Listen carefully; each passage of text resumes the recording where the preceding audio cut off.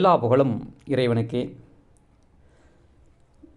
காலபுருஷ தத்துவத்திற்கு 11வது ராசியாக குறிக்கப்படக்கூடிய ராசி தான் இந்த கும்ப ராசி.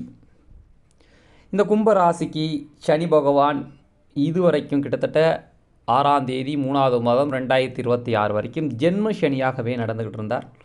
இப்போ இந்த 6ஆம் தேதிக்கு மேலே 3ஆம் மாதத்தில் 2026 சனி பகவான் பெயர்ச்சி அடைந்து மீன ராசிக்கு போகிறதுனால இது பாத சனி, அதாவது வாக்குஸ்தனின்னு சொல்லுவாங்க. 2ஆம் இடத்துல சனி வர்றார். சனியுடைய 7.5 சனியுடைய தாக்கங்களில் 7 வருடங்கள் 7.5 வருஷங்களில் 5 வருடங்கள் பூர்த்தி ஆகிடுச்சு இந்த கும்பராசிக்கு. இப்போதைக்கு ஜென்மசனியில் நடந்துக்கிட்டு இருந்த சனி பகவான் கிட்டத்தட்ட உடல் ரீதியாகவும் மன ரீதியாகவும் குழப்பங்களை, வேலைவாய்ப்பு ரீதியாகவும் தடங்கல்களை கொடுத்துக்கிட்டு இருந்தார். இப்போ வாக்கு சனியாக வந்ததுனால கொஞ்சம் வார்த்தைகளில் கவனம் தேவை. கால், முட்டி, முழங்கால், பாதம், வார்த்தை, இந்த விஷயம் பழைய பிரச்சனைகள் பின்தொடரலாம். அதனால் கொஞ்சம் இந்த விஷயத்தில் கவனத்தை கண்டிப்பாக கொடுத்தாகணும். ஏன் அப்படின்னா 7.5 சனி முழுமையாக விடலை, பட் ஆனால் ஒரு பர்டிகுலராக ஒரு 70% பிரச்சனைகள் குறைஞ்சிடும். தொல்லைகள் இருக்காது, கொஞ்சம் கடன் சுமைகள் குறையும், கொஞ்சம் எல்லாத்துலேயும் கொஞ்சம் பிரச்சனைகள் சால்வ் ஆகும். முழுமையாக ரெக்கவரி ஆகலைனாலும் ஓரளவு ஃப்ரீ ஆகிற அளவுக்கு சான்சஸை கொஞ்சம் ஏற்படுத்துவார். அதனால் கொஞ்சம் செயல்பாடுகளுக்கு வரும், கல்வியில் முன்னேற்றம் வரும்.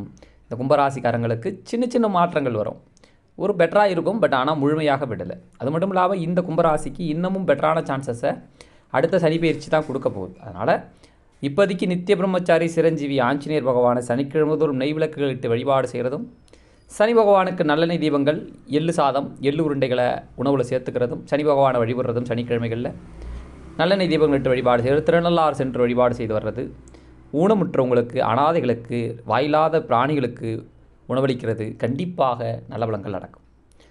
இதில் முக்கியமாக ஊனமுற்றவங்களுக்கு, முடியாதவர்களுக்கு, இயலாதவர்களுக்கு அன்னதானங்களும் ஆடைதானங்களும் செய்யுங்க. இது கடவுளுடைய அனுகிரகங்களை உங்களுக்கு நேரடியாக கிடைக்க வைக்கும்.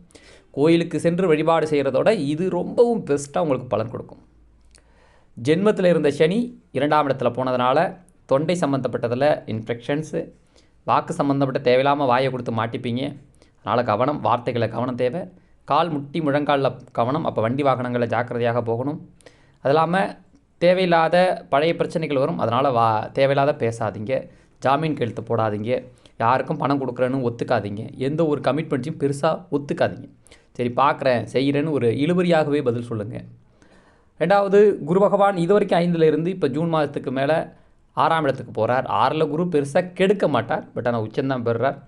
அதனால் குருவுடைய பயிற்சிகள் ஓரளவு நன்மை செய்வார். 6ஆம் இடத்துல முழுமையாக கெடுபலங்களை செய்யலை, பட் ஆனால் ஒரு விசேஷ பார்வைகளால் அதனால் முழுமையாக பார்க்காததுனால சின்ன பாதிப்புகளை குரு சனியை பார்க்குறார்.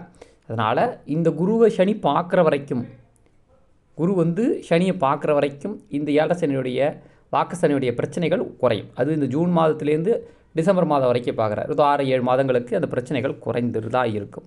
அதனால் பயப்பட தேவையில்லை. அதில் 2027 ஆக்சுவலாக திரும்பவும் குரு வக்ர கதிர் பெற்று உங்களோட ராசிக்கு 7ல் வர்றார். அப்போ திருமணம், முன்னேற்றம், முயற்சிகளுக்கு சின்ன வழிகளை கொடுப்பார். இருந்தாலும் இந்த 7.5 சனியுடைய தாக்கங்களும் இருக்கிறதுனால ஆஞ்சநேயர் வழிபாடுகள், சனி வழிபாடுகளும், ஜென்மத்தில் இருக்கிற ராகு கேதுக்காக சர்ப்ப சாந்திகள், நவகிரகத்தில் இருக்கக்கூடிய ராகு கேதுகள் வழிபாடுகள், ராகு கேது ஸ்தலங்கள் போய் வழிபாடுகள் செய்கிறது, இதெல்லாம் பிரச்சனைகளை குறைக்கும். முழுமையாக பிரச்சனை முடியல, அதனால் கொஞ்சம் எச்சரிக்கையாகவே இருக்கணும், அமைதியாக இருக்கணும். கல்வி வேலை 20 வயதுக்குள்ளே இருக்கக்கூடியவங்க, கல்வியில் படிச்சுக்கிட்டு இருக்கிறவங்களுக்கு சின்ன தடைகள் இருக்கும். எதிர்பார்த்த கல்விகளில் சின்ன மைனஸ் இருக்க சான்சஸ் இருக்குது. 10th 12th மாணவர்கள் ரொம்ப கவனமாக படிக்கணும், ஏன்னா சிக்கல்களை ஏற்படுத்துவார். மார்க் குறையறதுக்கான சான்சஸ் உண்டு.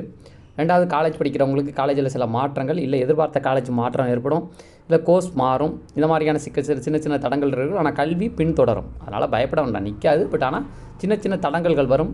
அது மட்டும் இல்லாமல் ஒரு 25 வயதுலேருந்து 30 வயதில் இருக்கக்கூடிய வேலைவாய்ப்புக்கு முயற்சி பண்ணுறவங்களுக்கு சின்ன தடங்கல்கள் இருக்கும். ஜூனுக்கு பிறகு உங்களுக்கு சரியாகும். அது மட்டும் இல்லாமல் உங்களுடைய ராசிக்கு திருமணத்திற்கு முயற்சி பண்ணிகிட்டு இருக்கவங்களுக்கு கிட்டத்தட்ட டிசம்பருக்கு மேலே தான் இந்த திருமண யோகங்கள் முழுமையாக கிடைக்கிது. குரு பார்வை கொஞ்சம் இழந்து போகிறதுனால. அதனால் இந்த 2026 கொஞ்சம் சிக்கல்கள் இருந்தாலும் 2027ஆம் ஆண்டில் குரு பகவான் வக்ரகதிர் பெற்றிருந்தாலும் 7ல் வரதுனால திருமண ரீதியான முன்னேற்றங்கள் நடைபெறும். அப்போ திருமணத்தில் கணவன் மனைவி கூட இருக்கக்கூடிய பிரச்சனைகளையும் இந்த 6ஆம் இடத்துல வரக்கூடிய குரு சரி பண்ணுவார்.